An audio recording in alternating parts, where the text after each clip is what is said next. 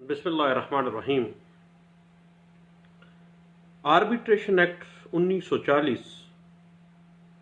एक सालसी और मसालत पार्टीज़ के दरमियान करवाने के लिए ऐसा नायाब कानून है जो कि पार्टीज़ अपनी रजामंदी के साथ एक सालस मुकर्रर करते हैं और सालस को जो सालसी मुआहदा है उसके दायरे कार के अंदर रह कर काम करना होता है और सालसी मुआहदा जो है वो उस सालस की हदूदो क़यूद को मुतय्यन कर देता है। ये बात इंटरप्रेट भी हुई 2002 YLR पेज 1494 के अंदर। अगर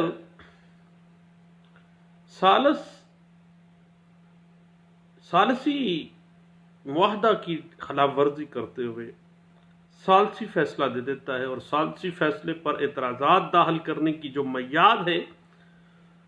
वो सालसी फैसला देने के under article 158 limitation act 1908 30 days है। जिस दिन उसने अवार्ड सालसी फैसला अनाउंस किया है 30 दिन के अंदर अंदर जो है उसके ऊपर एतराज़ जमा करवाना पड़ेगा। अगर इस अरसा के अंदर कोई फरीक एतराज़ जमा नहीं करवाता है तो उसके बाद उसको किसी भी फरीक को एतराज़ दाखिल करने की इजाज़त नहीं होगी। ये बात इंटरप्रेट भी हुई 2011 MLD page 135 Lahore high court का फैसला है। याद रखिएगा दोस्तों कि अवार्ड जो है सालसी फैसला वो ज़बानी अगर दिया गया है तो उसको रजिस्ट्रेशन एक्ट 1908 के तहत रजिस्टर्ड नहीं किया जा सकता, बल्कि अगर उसको रूल ऑफ कोर्ट बनाने के लिए रिटन फॉर्म के अंदर जो है वो असल जो अवार्ड है वो अदालत में पेश करना होगा। ये बात इंटरप्रेट हुई है 2015 MLD पेज 488 के अंदर इस बात को इंटरप्रेट किया गया था। उसके बाद जब एक सालसी मुआहदा के फरीकैन के माबैन सालसी मुआहदे के अंदर कोई टाइम फ्रेम ना रखा गया हो, देन फरीकैन के दरमियान जो टाइम फ्रेम का तनाज़ा है उसको सालस की डिस्क्रिप्शन पे है कि वो दोनों पार्टीज़ को सुने और मुनासिब वक्त के लिहाज से वो टाइम फ्रेम अगर अमाउंट का है या कोई भी तनाज़े का टाइम फ्रेम है उसको मुतय्यन करेगा। ये बात इंटरप्रेट भी हुई 2003 YLR पेज 2494 के अंदर इसको इंटरप्रेट किया गया था।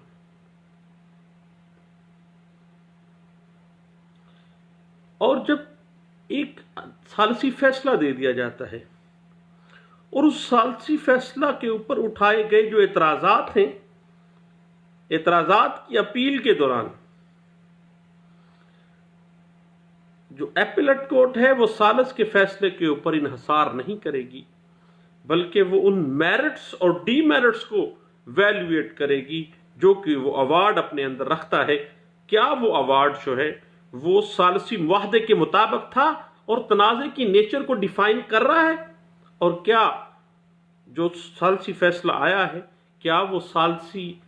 मुआहदा जो था उसकी हदूद के अंदर अंदर है, या सालस ने अपने आप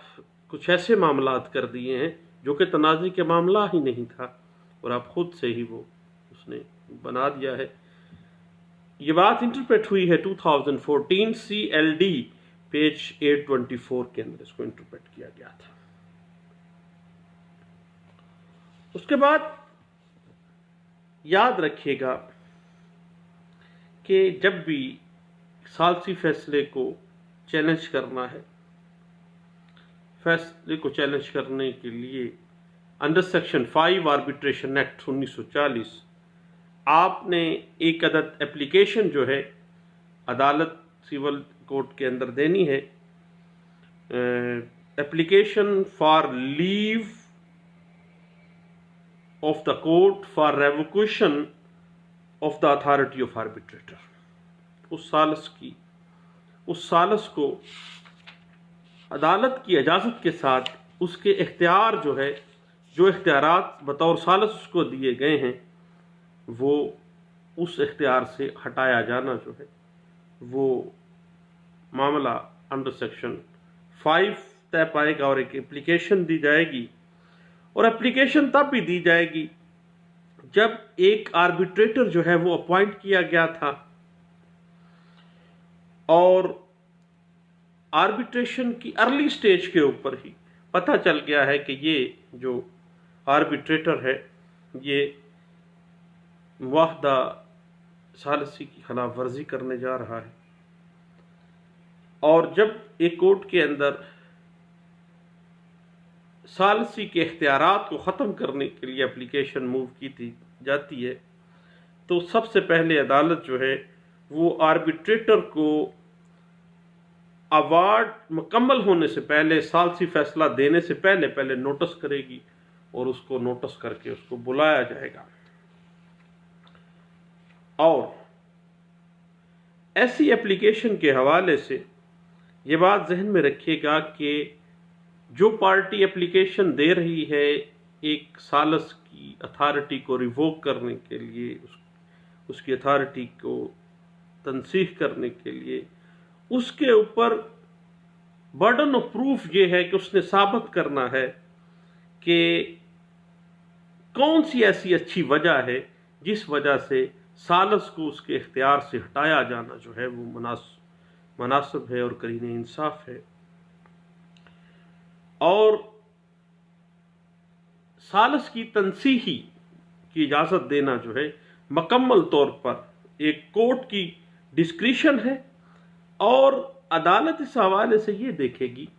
کہ کون سا ایسا نقصان ہو سکتا ہے کہ اگر یہ ثالث اپنے عہدے سے بطور ثالث اگر اس کا عہدہ سے نہیں ہٹایا گیا تو کون سا ایسا نقصان ہوگا، اور کون سا ایسا ناانصافی سامنے آ سکتی ہے اس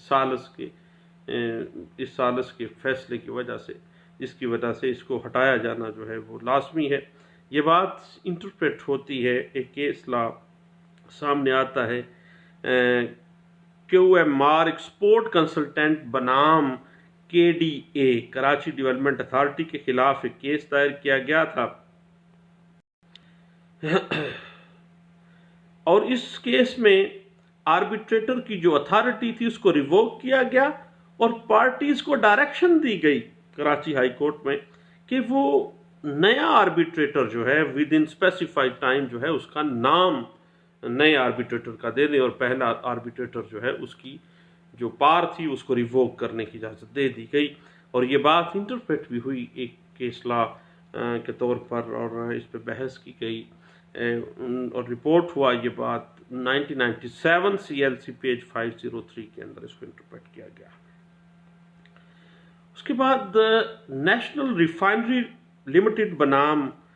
آنند پاور کنسٹرکشن لمیٹڈ ایک کیسلا سامنے آتا ہے ہمارے، جو کہ رپورٹ ہوتا ہے 1999 YLR پیج 1673A کے اندر. اس کے اصلاح میں یہ انٹرپریٹ کیا گیا آنریبل کورٹ نے کہ معقول وجہ وہ بیان کرنی ہوگی جو پارٹی ریووکیشن چاہ رہی ہے عدالت سے ایک ثالث کی، اس کو ثابت کرنا پڑے گا، سفیشینٹ کاز دینی پڑے گی، کیا وجہ ہے جس گراؤنڈ کے اوپر وہ اس کو لیو گرانٹ کی جائے کہ فلاں جو ثالث ہے اس کی جگہ پہ کوئی اور ثالث مقرر کیا جائے اور اس کی جو اتھارٹی ہے اس کو ریووک کر دیا جائے.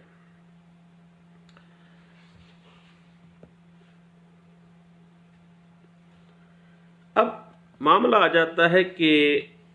ایک ثالث کو کارروائی کرنے کے اختیارات کو استعمال کرنے سے روکنا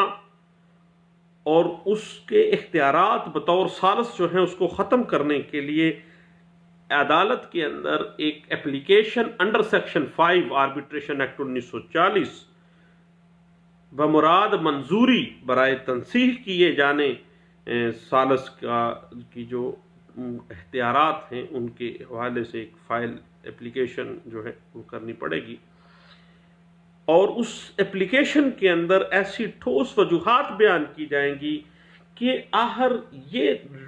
اسپیسیفک ریزن ہیں، ٹھوس وجوہات ہیں جن کی بنا کے اوپر جو ہے عدالت لازمی طور پر اس ثالث کو ثالثی کارروائی سے روک دے اور اس کی جو پار ہے بطور ثالث اس کو ختم کر دے۔ اور یہ ٹوٹلی ڈسکریشن آف کورٹ ہے، اور کورٹ اس میں یہ دیکھے گی کہ آخر کیا ایسی معقول وجہ سامنے آتی ہے کہ اس ثالث کی جو پار ہے اس کو ریووک کر دیا جائے، اور اگر اس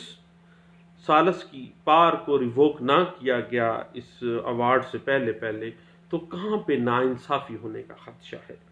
یہ بات سامنے رکھتے ہوئے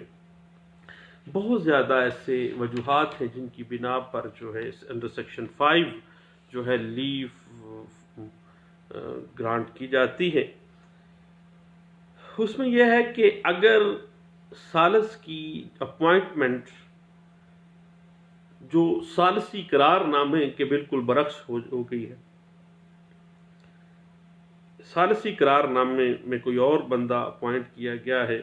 لیکن اس کی تقرری اقرار نامے کے بالکل کنٹریری سامنے آ گئی ہے، اور وہ بطور ثالث سے پار وہ گین کر گیا ہے، اور اس نے خواہ میں خود بخود ثالث بن گیا ہے اور وہ ثالثی کا کردار ادا کرنے لگ گیا ہے، تو ایسی صورت میں ایک سفیشینٹ ریزن سامنے آ جاتی ہے کہ جو ایسے ثالث کی تقرری ہے وہ ثالثی قرار نامے کے بالکل اگینسٹ ہے۔ اس بندے کو ہم نے اپوائنٹ نہیں کیا لیکن یہ بندہ خود کود پڑا ہے اس جھگڑے کے اندر، تنازع کے اندر پارٹیوں کے درمیان، اور خود کو ثالث بنا کے یہ پروسیڈنگ سٹارٹ کر رہا ہے اور خود بخود ہی یہ سارا معاملہ کر رہا ہے، یا ایک پارٹی کے ساتھ مل کے کوئی بندہ اس طرح سے کر رہا ہوتا ہے۔ تو ثالث کے اگر اس طرح کا معاملہ آ جاتا ہے کہ وہ اس کا ذاتی مفاد یا ایک پارٹی کے مفاد کو وہ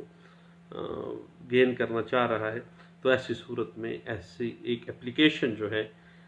اس ثالث کی اتھارٹی کو ریووک کیے جانے کی ایک بہترین وجہ ہے، اور اس کے اوپر ثالث کی جو پار ہے اس کو ریووک کیا جا سکتا ہے۔ اور یہ بات انٹرپریٹ بھی ہوئی 1983 CLC پیج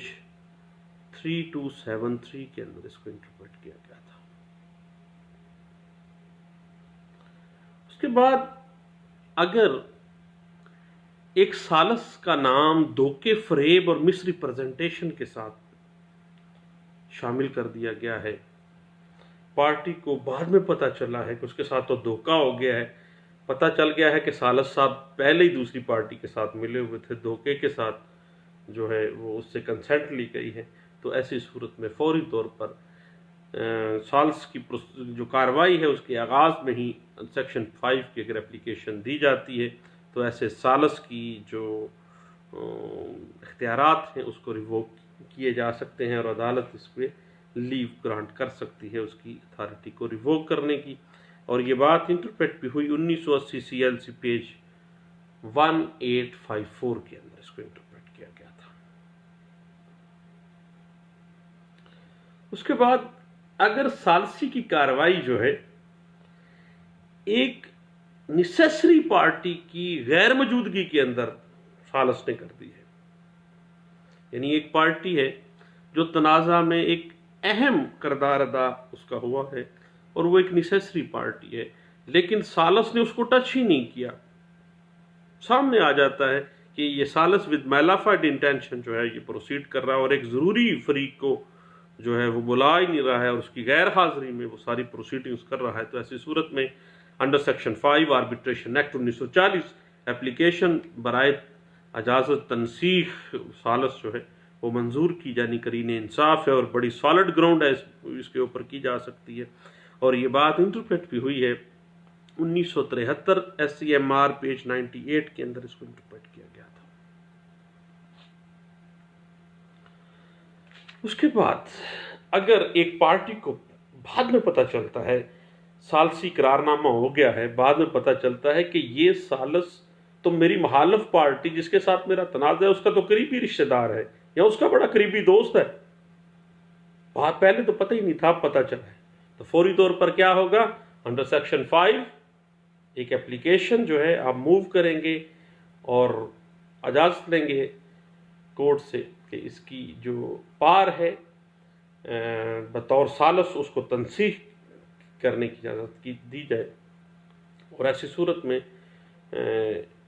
ایسے ثالث کی جو پار ہے اس کو ریووک کیا جا سکتا ہے۔ اور یہ بات انٹرپریٹ ہوئی سندھ ہائی کورٹ میں، اور یہ رپورٹ ہوا all India reports 1953 Sindh high court page 68 کے اندر اسی بات کو انٹرپریٹ کیا گیا تھا۔ اس کے بعد اگر یہ بات سامنے آ جاتی ہے ثالثی پروسیڈنگز میں کہ جو ثالث مقرر کیا گیا وہ ود میلافائڈ انٹینشن تاخیر کر رہا ہے، معاملے کو پرولونگ کر رہا ہے، جان بوجھ کے پرولونگ کر رہا ہے یا دوسری پارٹی کے ساتھ مل کے پرولونگ کر رہا ہے، ایسی صورت میں انڈر سیکشن 5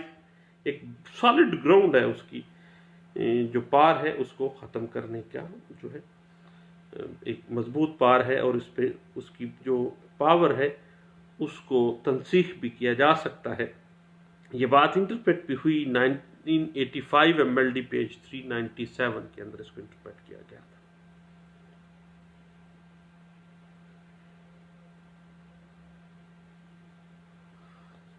سیکشن 5 کہتی ہے کہ کسی اپوائنٹڈ ثالث یا عدالت نے کسی امپائر کا اختیار جو ہے سوائے عدالت کی اجازت کے قابل تنسیخ نہیں ہوگا، بجز اس کے کہ ایگریمنٹ جو ہے آربیٹریشن ایگریمنٹ جو ہے اس میں اس کے خلاف کوئی منشا ظاہر کیا گیا ہو، یعنی اجازت کورٹ کی لینا جو ہے وہ مینڈیٹری اس میں قرار پایا ہے، اور عدالت کی اجازت کے بغیر مقرر شدہ ثالث یا امپائر کا اختیار ناقابل تنسیخ ہے، اور عدالت کی اجازت جو ہے وہ لازمی ہے، اور یہ اس کے لیے اپلیکیشن انڈر سیکشن 5 جو ہے ود سالڈ گراؤنڈ دینی لازمی ہے۔ اور جب بھی ایسی اپلیکیشن انڈر سیکشن 5 آپ دیتے ہیں تو اس کے کورٹ فیس جو ہے according to article 1B second schedule court fee act 1870 2 rupees کا کورٹ فیس جو ہے 2 روپے کا کورٹ فیس جو ہے وہ چشمہ اس پہ کیا جائے گا اس اپلیکیشن کے اوپر، اور اختیار سماعت جو ہے